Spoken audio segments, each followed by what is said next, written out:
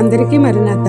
యేసయ్య, నేటి జూన్ నెల చివరి ఆదివారంన మమ్మను దీవించుము, మా పనులన్నీ సంపూర్ణంగా సఫలపరచుము.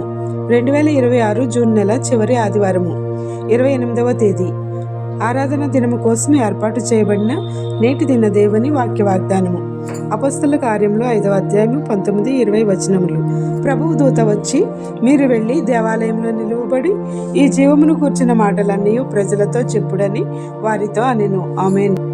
ప్రియమైన దేవుని విశ్వాసులారా, యేసుక్రీస్తు ప్రభువు పరిశుద్ధాత్మను పంపుట ద్వారా ఆత్మపూర్ణులైన ఆయన శిష్యులు అపొస్తలులుగా దేవుని సేవను విస్తృతము చేసి యేసుక్రీస్తు నామమున స్వస్థతలు, అద్భుత కార్యములు చేసేటివారు. ఈ సువార్త పరిచర్య సహించలేని సద్దూకయ్యులు, పరిసయ్యులు, మతాధికారులు వారిని హింసించుటకు, బాధించుటకు, చెరసాలలో వేయుటకు నిరంతరము కుట్రలు, కుతంత్రములు పన్నేవారు. అయినను ఎన్నడూను వారు సువార్త ఆపలేదు. వారి కుయుక్తులను చిన్నాభిన్నం చేసే విధముగా త్రియేక దేవుడు తన దూతను పంపి వారిని చెరసాలలో ఉండగా ఆ చెరసాల నుంచి విముక్తులను చేసి, మీరు వెళ్ళి దేవాలయంలో దేవుని సువార్తను ప్రకటించుడని ఆజ్ఞాపించి వారిని దేవాలయమునకు పంపించి వేశారు. అట్లా పంపిన తోడనే వారు సువార్తను ప్రకటించి ప్రజలకు దేవుని యొక్క అద్భుత కార్యములను, మహత్కార్యములను వివరించేవారు.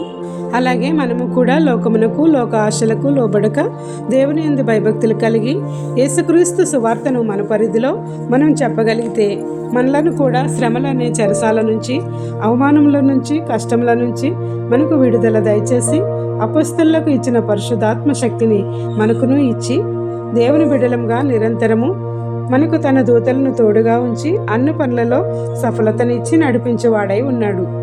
కావున దేవుని యొక్క ఆత్మకార్యములను చేయడానికి మనము దేవుని యొక్క చిత్తానుసారముగా ప్రతి ఆదివారము దేవాలయమునకు వెళ్ళుచు యాజకుని ద్వారా బోధలను వింటూ దేవుని వాక్కు మనతో పలికించువాడని అన్వయించుకొని మనము కూడా సువార్త పరిచర్య చేయగల ధన్యతను త్రియేక దేవుడు దయచేయునుగాక.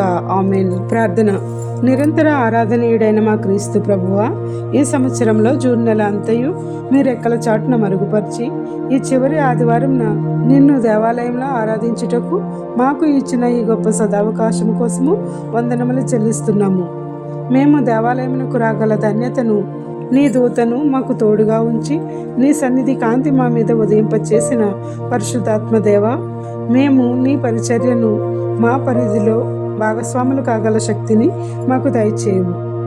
ఈ ఆరాధన దినమున నీవు ఇచ్చిన ఈ యొక్క ధన్యత నిమిత్తము వందనములు తెలియచేస్తూ ఇంకెవరైతే ఆరాధనకు రాలేకపోయారో వారి యొక్క హృదయాంతరంగములు ఎరిగిన ప్రభువా, నీవే వారికి కూడా ఆరాధన దీవెనలు కుమ్మరించమని వేడుకొనుచున్నాము. నేడు పెళ్లి రోజు, పుట్టినరోజు మరియు ఇతర శుభకార్యములను జరుపుకొనుచున్న నీ పిల్లలపై నిండుగా దీవెనల వర్షము కుమ్మరించుము. ఎవరైతే బాధలలో, శ్రమలలో, కష్టములలో, ఇబ్బందులలో, నష్టములలో, అప్పులలో, దుఃఖంలో, అనారోగ్యములతో ఉన్నారో వారికి నీ ఆదరణ ఇచ్చి గొప్ప సాంత్వన చేకూర్చుమని వేడుకొనుచున్నాము. ఈ ప్రార్థన వినుచున్న ప్రతి నీ బిడ్డకు అన్నింటా విజయములను దయచేసి నీ సన్నిధిలో సాక్షులుగా నిలువబెట్టుము. ఈ పరిచర్య చేయుచున్న మాపై నూరంతలుగా ఆశీర్వాదములను కుమ్మరించుమని వేడుకొనుచున్నాము. మాకు కావలసిన ఈవులను అనుగ్రహించుము. ఈ పరిచర్యను నీ 2వ రాకడ వరకు కొనసాగింప చేయుము.